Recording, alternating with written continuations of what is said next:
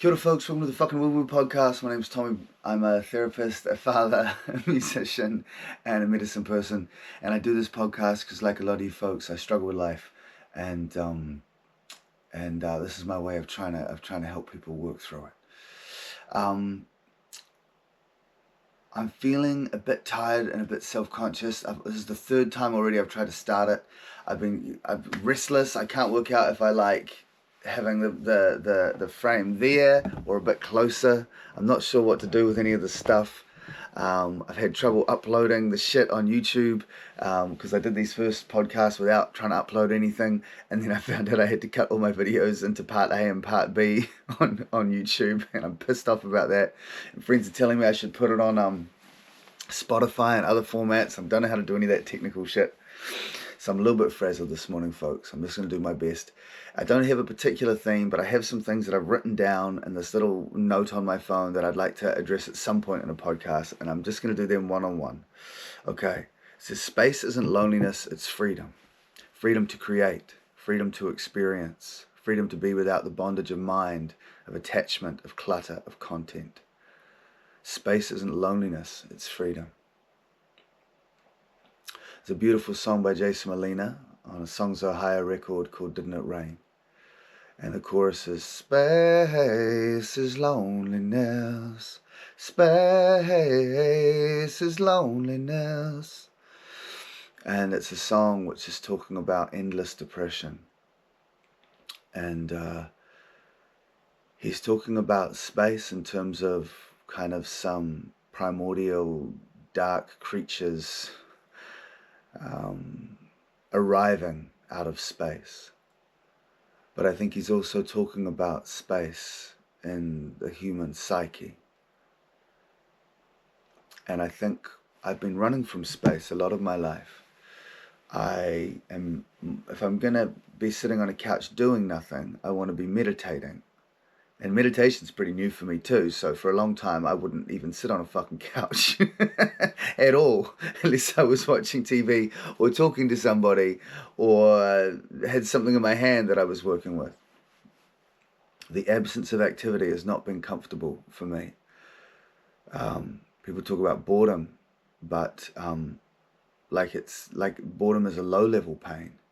Like boredom is what, there's heartbreak and there's terror and there's anxiety, and boredom would be like some lower level. Like boredom's not even like a pain, but for me boredom is fucking intense. Boredom is really intense. Boredom is one of the more agonizing, scary pains.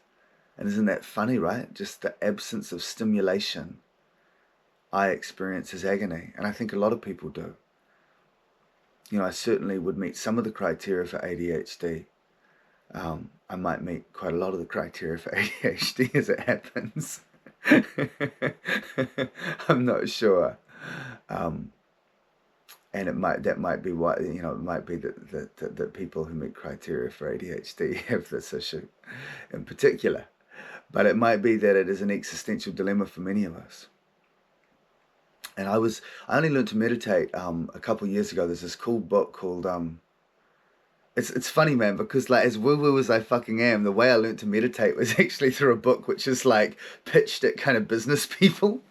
This woman called Emily, I think Emily Fletcher, was on a podcast with I don't even know who she was on the podcast with.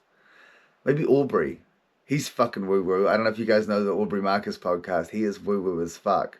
And I think she was on his podcast, and she was very attractive. Like her personality, she was very, very attractive. I mean, physically, she's a gorgeous woman, but her personality was so attractive. And she talked about meditation. She said a couple things that made me think of meditation differently. So I'd always thought of meditation as being something that you do to have like a profound spiritual experience. Like the point of meditation is to have your mind blown. It's like for someone in recovery who can't use any drugs, like because I got clean at 17, it was like meditation is the way to take acid without taking acid, And so I learned meditation, this form of meditation that my brother Jesse and my sister Kahu got me into. And And I didn't have these profound psychedelic experiences at all. I didn't get visited by angels. I didn't have profound illuminating insights into the nature of consciousness. I would just sit there trying not to think, and my mind would keep thinking. I'm not very fucking good at this, you know? And it's boring. It's boring as fuck. I'm sitting here trying to be spiritual, not feeling very spiritual, not having any beautiful visions. And she said, hey, the point of meditation is about relaxing your nervous system. It's about that's it. It's not about having a spiritual experience or a psychedelic fucking experience. It's not going into some profound, trance state and seeing your past lives. It's just about decompressing your nervous system. Like, it's really healthy for your brain and your body and your well-being and your amygdala and your functioning and your memory and your, like, just she just talked about the different ways it was helpful for your body and your mind. And it was like, oh fuck, like, you'd actually do it to relax. You know what I mean? Like, you'd actually do it to relax and to heal your body and to heal your mind and to heal your emotions, not to have some profound spiritual experience. I thought, well, she set the bar a lot lower. Like, it feels a lot more achievable all of a sudden. And then she said, and this really was the clincher for me, she goes, it's not about not thinking. She goes, the fucking human mind generates thoughts as consistently as the human heart generates heartbeats. You're not trying not to think. And I was like, oh, fuck. I'm sure my original teaching method of meditation said all this to me. It's just, as a 19-year-old learning to meditate, I didn't hear it properly. And so I got her book. It's called something like Stress. It's totally pitched at fucking, it's like spirituality for people, for like alphas or business people. It's called something like Stress Less, Accomplish More.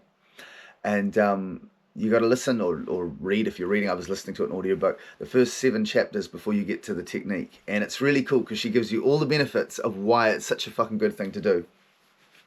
And then she gives you the technique. So you've already been kind of like, I can't wait to get to this fucking technique. And by the time you get the technique, she's so impressed you with all the reasons why it's a good thing to do that you're completely committed to at least trying for a couple of months before you give up. And I can honestly say I've been meditating now for a year and a half, maybe closer to 2 years. And I never did that before in my life. And it has been wonderful. It's been wonderful. And most of the time, it is more just like a decompression of the nervous system. And it's really helpful for me, especially with what I've been going through in the last few weeks and other periods where I've experienced significant challenging stuff because of shamanic processes that have been taking place, or because of workload with clients, or supporting whānau or whatever, family. Whānau is te reo for family, and loosely translated, of course. And I would, I just do it twice a day. I do it twice a day. Anyway, it was about 8 or 9 weeks ago. In fact, no, it's probably more like 4 months ago. I was realizing that while I can now meditate, I can't sit on a couch and not meditate. Like, I can't just be doing nothing. And I felt this uncomfortableness. I was like, what the fuck is this? Like, I think I'd had some Santa Maria, marijuana. And I noticed it. I noticed my mind saying, no, I've got to be doing something, you know? It might have even been after I gave up. I got addicted to fucking nicotine again, folks. I was kind of on and off an addiction to nicotine for the last maybe 4 or 5 years. Not a daily nicotine user, but always heading towards that, you know. I'll talk about that in a different podcast, because I'll do the whole different podcast on that anyway.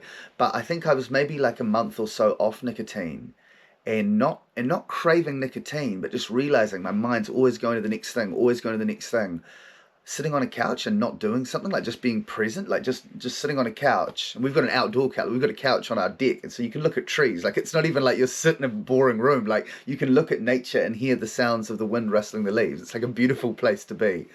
And I couldn't stand it, and I've never been able to stand it.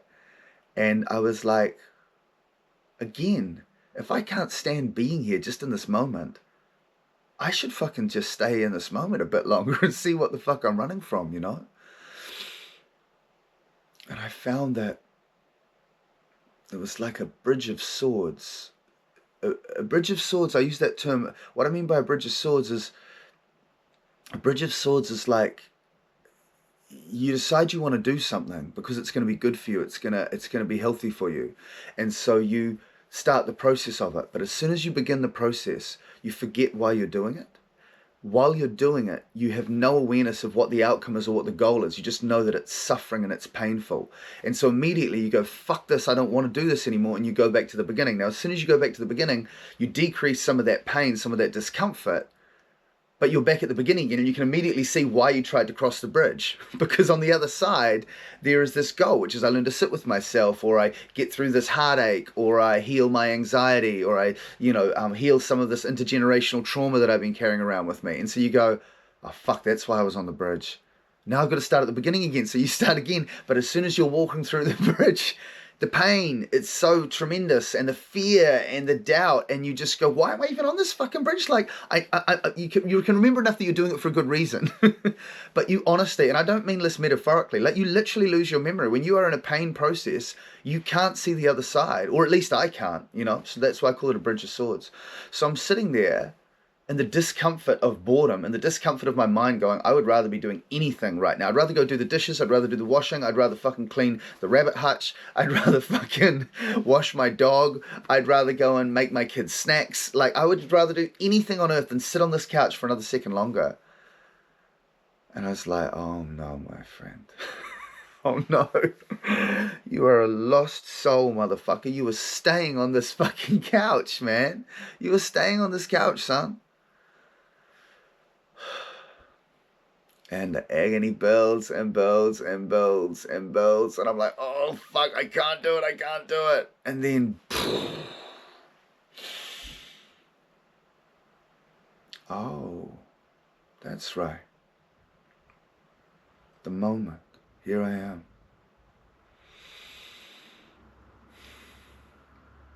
These beautiful leaves. This beautiful sound of leaves rustling. A child in the neighborhood laughing somewhere down the road. The excruciating beauty of this moment. How have I been running from this moment my entire life? How have I been so afraid of this moment my entire life? It's like sitting on this chest, wishing you had a treasure, wishing you had riches your whole life. And all day long you sit on this chest, this rusty old broken down dilapidated fucking chest that you're too scared to look inside.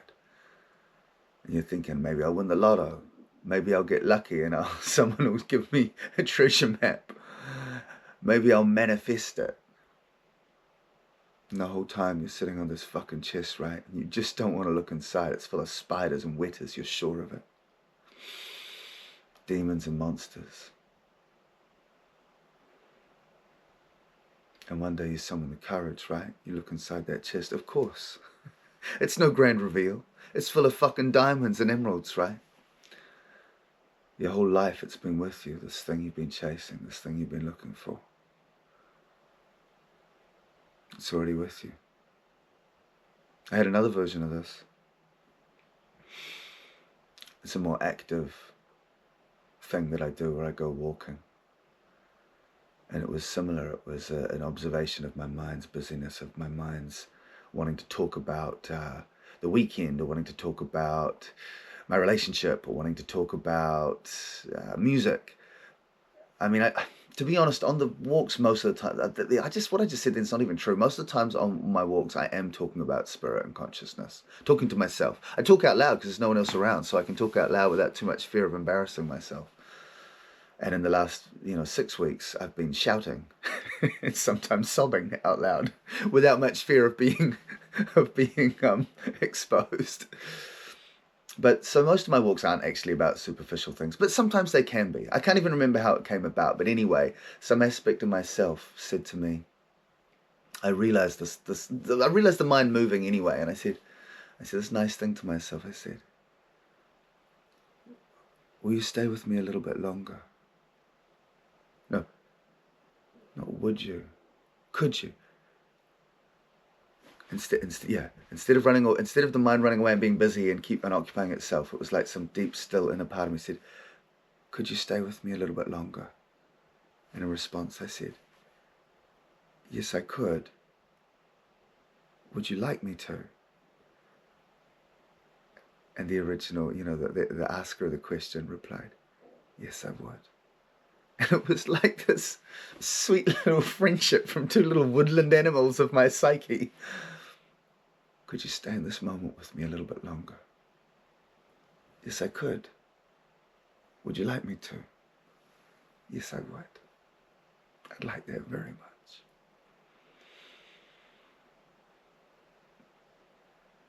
The profundity of that I can't quite express to you. The sweetness of the friendship between different aspects of self.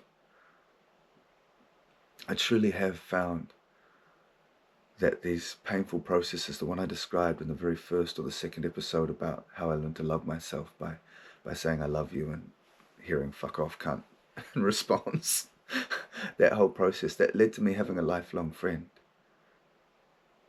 Two different aspects of self who could communicate and support each other. I had another aspect of the same thing. I've only read the first of 10 different bullet points here. Oh, I do want to say, so the first one, so back to the first bullet point. I want to say, what is it? Space isn't loneliness. So Jason Molina says space is loneliness, space is loneliness. And he's on the Bridge of Swords when he's saying that. The space that he's entering into, this vastness, this emptiness that he's trying to grapple with, come to terms with, all he can see is that it's loneliness. It's just endless, endless, endless, endless depression. Agonizing isolation. That's all he can see in space. And I guess that's why he couldn't stop drinking. I guess he didn't get to the other side of that bridge, but I tell you what, he helped me get to the other side of that bridge. Because his songs speak of a soul, oh my God, so enlightened. So enlightened. I quote him a lot without quoting him, I just say turns of phrase that he uses a lot. I fucking love him so much. His music is so incredible, team. You should really check that out. But space, and I'm not trying to undermine Jason Molina right now because he's my fucking idol, but I would say space isn't loneliness. Space is freedom. Freedom to create. Because you have freedom to create, freedom to experience. Because you're free from the bondage of mind, of attachment, of clutter, of content. In this space, even in emptiness, there is this boundless creative energy. It's like there's nothing. So there is the potential for everything. But you have to cross that bridge, You have to sit with that pain, sit with that loneliness, sit with that emptiness. Until there is no more fucking pain. Until there is no more fear of the space. There's just the acceptance. Yes, there is this vast emptiness. There is this vast existential space.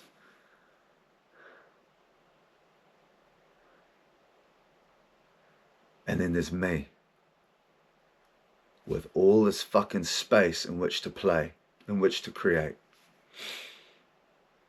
What the fuck am I going to do now with all this beautiful space? It's funny when you get into the moment, when you really get into the now. It's pure pain and pure bliss at the same time. It's mind-bogglingly beautiful.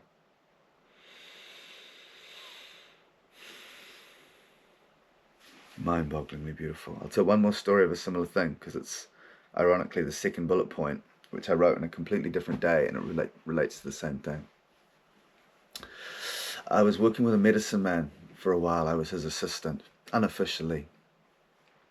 And he would run these ceremonies, and he would get me to help people and get me to play music with him.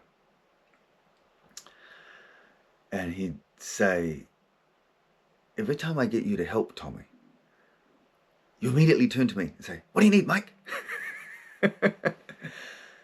he says, slow down. Now, he'd been telling me to slow down for about a fucking year now. And I would witness that in the ceremonial space, I would walk slower than him. I would make less noise when I was going and fetching people water or opening or closing windows. Like I was a lot fucking quieter and more light-footed. He would get up and fucking stomp through the fucking room. I mean, he's a heavy set man. He's not as nimble-footed as I. But still, I didn't appreciate him constantly telling me to fucking slow down and be quiet. And one day, after ceremony, he gave me a big hug and thanked me for all my service and told me what an amazing job I'd done. And I felt it, like I know I was moving and changing in the shamanic space, and he had supported me in several ways. And I love this man. I really love this man. And he said to me, slow down. And he must have seen my eyes flicker with anger, perhaps. And he goes, I say that to you a lot, Tommy. And I go, I've been slowing down. Haven't you noticed? Haven't you noticed? I've already done it. And he goes, do you think, he suddenly realized something. He goes, do you think when I say to you, Tom, do you think when I say to you, slow down, it's because I want you to slow down? It's because I want you to relax. And I was like, yeah, of course I do, Mike. That's why you're telling me to slow down. You think I'm too fucking speedy. You just want me to fucking calm down and slow down and relax. And he goes, oh, brother, no. I haven't been telling you to relax. I haven't been telling you to slow down and relax for me. I've been asking you to slow down and relax for you. Because you might like it. I swear to God, in that moment, it was like my brain exploded. It had never occurred to me. It had never occurred to me in my life that at any given time, when he'd said to me, relax or slow down, that he wanted me. I thought he was just finding me annoying. He was saying it as a gift to me. And because I'm cheeky and honest, I said, well, thanks very much, Mike. But no, I wouldn't like to slow down. No, I wouldn't like to relax. In fact, to be honest with you, I fucking hate relaxing. I've never liked relaxing. I've struggled my whole life with partners because they like to relax, and I don't like to relax. I like to do some shit. I don't want to fucking relax at all, thank you very much. But I'm delighted to hear that you've been saying it because you like me, not because you want to punish me. I've felt like it's a punishment this whole time. And he goes, the thing is, Tom, relaxing's really nice. He goes, if you try it, you might find it's really good for you. This is before I'd learned this meditation thing I told you about either. So it wasn't even meditative. There was like no stillness in my life whatsoever, apart from playing music and shamanic practices. And he goes, you might really like it, Tommy. You might really like it, my friend. And then he looked at me with this fucking beautiful, sexy kind of look. And he goes, put some sauce on it. He goes, put some sauce on it. I was like,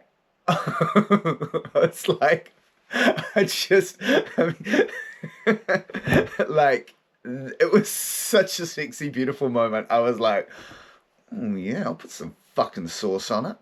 I'm gonna fucking slow the fuck down with some sauce, baby. I'm gonna relax. I'm gonna just relax on a couch with a little fucking sauce on it. It changed my fucking life, man. This guy is a beautiful guy, and he has a lot of wisdom in terms of, a bunch of different things, in terms of medicine work and stuff. But that moment, that singular moment, was the most profound gift. It was the deepest lesson I ever got from him. Relax. Not as a punishment. Not because I'm too much or too big for people. because I might actually like it. I swear to God, I was about 40 at the time. It had never once in my entire life occurred to me that I might like relaxing. Oh. And as it turns out, it took about fucking 4 years till I found out how to enjoy it. But at least I started trying. At least I gave it a thought.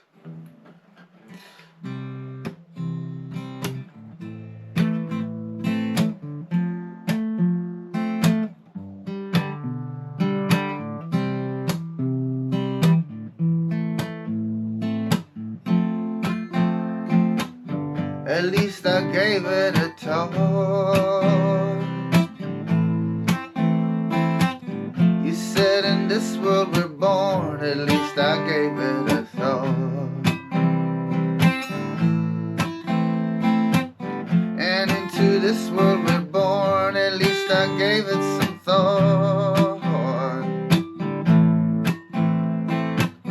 I decided not to sport, but I gave it some thought.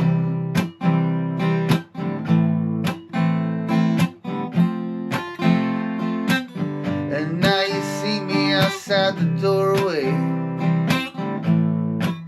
by the bathroom with a lighter. And you ask me what you doing, 'cause you're smelling something brewing. And I'm naughty, and you know me, and I do things that are wrong. Just like I'm singing this song when I should be quiet. So you call me on a landline if I got one, 'cause I noticed that my cell phone isn't ringing when you want me, and you want me to be quiet. At least I gave it some thought. I decided not to sport, but at least I gave it some thought. Well, I may, and I may not, but at least I gave it some thought. I probably won't do what you want, but at least I gave it some thought. I gave you some, babe.